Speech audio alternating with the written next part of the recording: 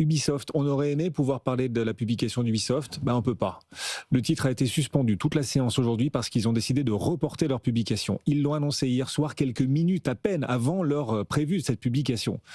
Il devait y avoir même un call entre le directeur financier et les médias. Ce call a été d'abord reporté puis annulé sans autre explication. Qu'est-ce qui se passe chez Ubisoft ce soir? Et pour la suite, bref, on en est où?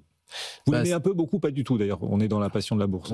Pas du tout, pour le même avis que tout à l'heure, parce que d'un point de vue opérationnel, ça me semble pas le meilleur dossier sur la cote. Alors, ce qui se passe aujourd'hui sur Ubisoft, c'est difficile à lire. Pour moi, il y a trois possibilités. Un problème dans les comptes, c'est pas un scénario qui me semble privilégié, parce qu'on est quand même sur une grande entreprise, et j'imagine qu'elle est suffisamment bien accompagnée pour ça. Et après, il y a soit une évolution positive de Tencent au capital d'Ubisoft, ou soit peut-être un retrait de Tencent au capital d'Ubisoft. Ça me semble ces trois scénarios. Vous imaginez l'effet en bourse là, s'il y a un retrait de Tencent?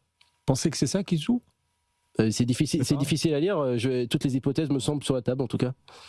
Bruno, vous avez déjà vu, vous avez une carrière d'expérience sur le marché, vous avez déjà vu une boîte quand même de cette taille annoncer le report de sa publication quelques minutes avant le moment où elle devait publier? Ouais, c'est vrai, c'est rare.